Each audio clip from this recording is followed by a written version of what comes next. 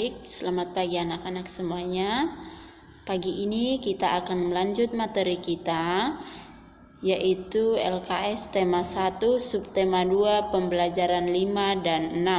Anak-anak semuanya boleh dibuka LKS-nya halaman 54. Ya, kita buka LKS halaman 54, kita akan bahas pembelajaran 5 dan 6. Tapi sebelumnya ada baiknya kita berdoa terlebih dahulu.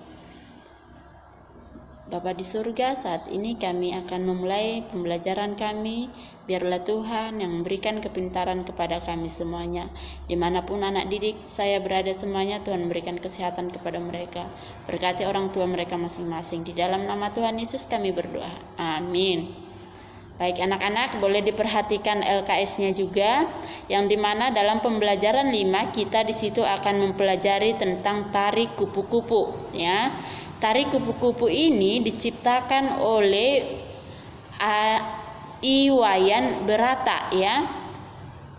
Pencipta tari kupu-kupu ini adalah Iwayan Berata, yang dimana tari kupu-kupu ini diciptakan sekitar tahun 1960-an, yang berasal dari Provinsi Bali, ya.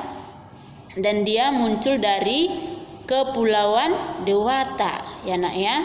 Lalu tari kupu-kupu ini adalah tarian yang sangat menarik karena dia menggunakan selendang yang berwarna-warni, yang dimana juga tari kupu-kupu ini merupakan jenis tarian yang menggambarkan eksotisme ataupun kedamaian dan juga keindahan di dalam menari.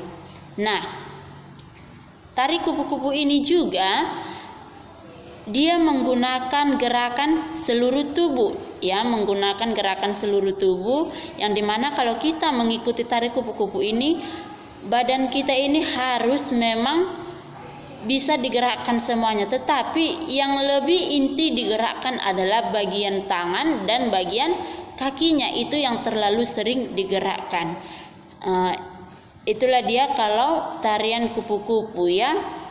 Lalu saat menggerakkan tangan dan kakinya bersama dengan selendangnya yang berwarna-warni, itu diiringi dengan musik yang begitu indah.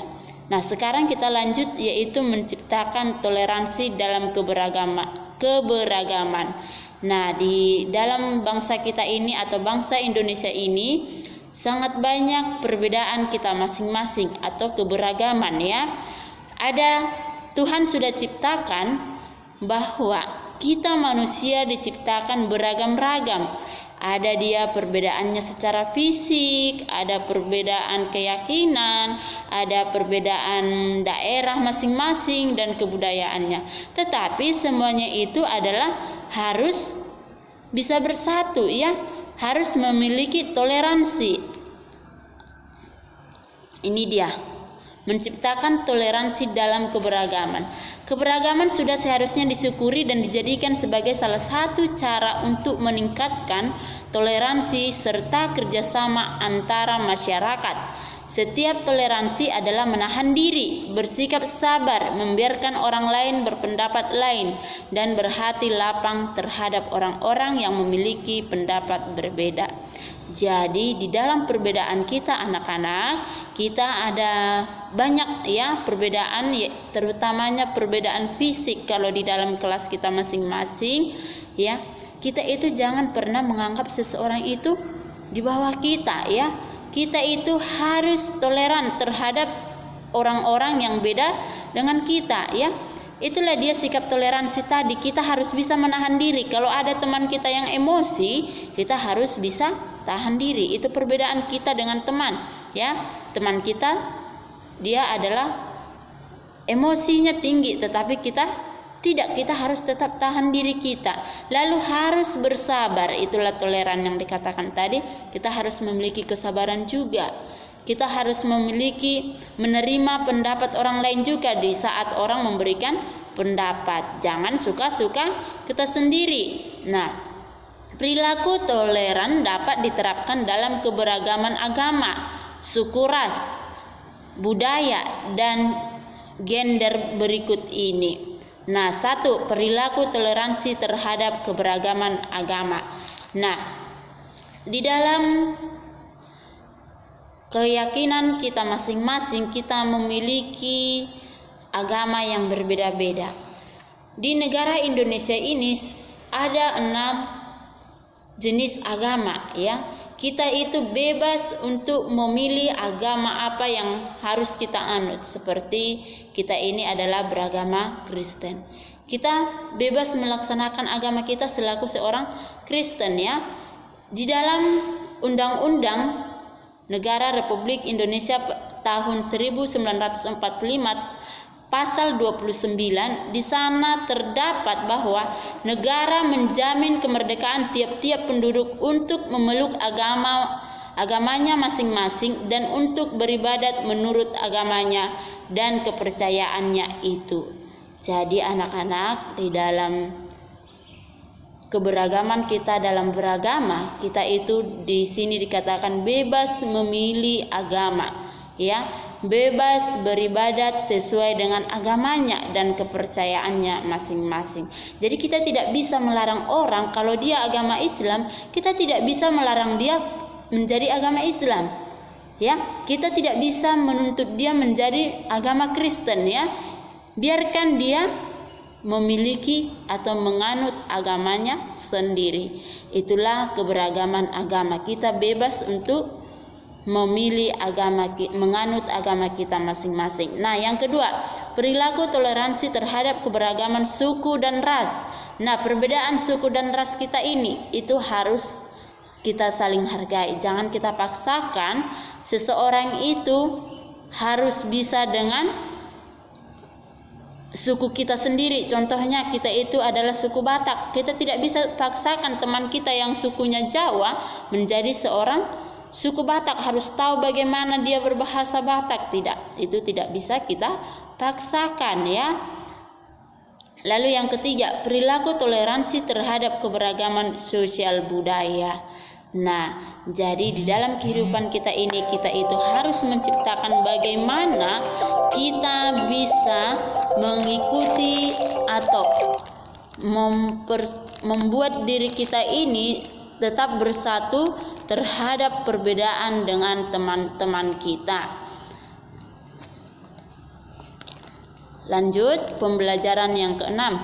Nah, di dalam pembelajaran yang keenam ini, di situ ada teks cerita, yaitu Buyung bersama dengan teman-temannya Salosa, Wulan, Ida, dan Dina. Ya, mereka ini adalah teman yang berbeda suku, berbeda keyakinan. Ada yang agamanya Hindu, ada juga Buddha, ada Islam dan Kristen. Jadi di dalam permainan mereka sering dalam satu kelompok, ya. Walaupun mereka berbeda-beda, mereka itu selalu satu. Saat mereka mengerjakan tugas, mereka selalu bersamaan. Saat mereka bermain, mereka selalu bersamaan. Mereka tidak pernah saling ejek mengejek. Nah, inilah yang dinamakan tadi keberagaman itu. Keberagaman itu harus bisa kita ciptakan. Bagaimana supaya dalam perbedaan kita itu menjadi satu, tidak ada pertengkaran. Jadi di dalam kita bermain ataupun di saat kita belajar, kita harus menghargai perbedaan daripada teman-teman kita. Jangan pernah kita samakan kita sendiri dengan teman-teman kita supaya tidak terjadi keributan ataupun pertengkaran. Nah, di sini masuk ke ringkasan, ya. Nah, kita sering disuruh bagaimana cara untuk meringkas. Nah, meringkas ini sangat perlu. Nah, meringkas adalah penyajian karangan atau peristiwa yang panjang dalam bentuk yang singkat dan efektif. Di dalam meringkas ini sangat perlu. Di saat kita diperintahkan oleh guru kita untuk meringkas suatu buku ataupun pelajaran yang panjang, kita itu harus bisa ringkas. Bukan berarti kita langsung tulis semuanya apa yang ada dalam buku, langsung kita tulis ke buku tulis kita. Tidak. Meringkas itu artinya mengambil inti-inti yang penting, poin pentingnya di dalam buku tersebut, ya. Ringkasan itu dapat berupa ringkasan sebuah buku atau bab ataupun artikel. Ya, contohnya kita disuruh meringkas sebuah cerita atau sebuah teks. Kita harus bisa yang dimana tadi di LKS ini 1 lembar atau 2 lembar kertas HPS, tapi kita ini harus bisa buat ringkasan kita ini menjadi 1 lembar buku catatan. Nah, itu yang dinamakan meringkas. Kita mengambil poin penting daripada pembelajaran itu. Supaya apa? Supaya kita langsung bisa mengingat ke pikiran kita. Kita langsung bisa ingat bahwa apa yang kita tulis tadi itu langsung masuk ke dalam otak kita masing-masing. Nah, jadi sangat penting kita meringkas dalam kehidupan kita. Nah, ciri-ciri ringkasan sebagai berikut. 1. Inti tidak meninggalkan urutan dasar karangan. Yang kedua, kerangka dasar masih tampak jelas. Yang ketiga, memangkas gagasan utama jadi lebih ringkas. Yang keempat, tujuannya untuk memangkas gagasan. Itulah ciri-ciri ringkasan. Ya, kita itu tidak meninggalkan urutan dasar karangan, ya. Kita itu harus tetap mengambil inti, walaupun sudah itu gagasan utamanya, kita harus tetap ringkas sebagaimana bisa memadatkan sebuah gagasan utama itu menjadi lebih ringkas lagi, ya. Nah, cara untuk membuat ringkasan yang baik, ya. Pertama, membaca naskah asli untuk menangkap kesan umum dan sudut pandang pengarang. Yang kedua, mencatat gagasan utamanya. Yang ketiga, menyusun kembali suatu karangan singkat atau ringkasan berdasarkan gagasan utama. Jadi, kalau meringkas itu kita cari dulu apa gagasan utamanya, poin pentingnya. Dari poin penting itu kita ambil, kita bisa ringkas. Oh, berarti inilah yang menjadi ringkasannya. Walaupun sudah itu gagasan utamanya, poin pentingnya, kita masih juga bisa lebih menyingkatkan lagi atau meringkasnya lagi. Nah, manfaat ringkasan maupun rangkuman yaitu sebagai sarana untuk membantu kita dalam mengingat isi sebuah buku atau uraian yang begitu panjang dan ide-ide pokok yang mewakili setiap bagian bacaan aslinya. Jadi itulah tujuan daripada meringkas, supaya kita dapat mengingat mana poin pentingnya di dalam satu cerita ataupun satu isi buku tersebut. Nah, sampai di sini pembelajaran kita. Untuk tugasnya bisa dibuka halaman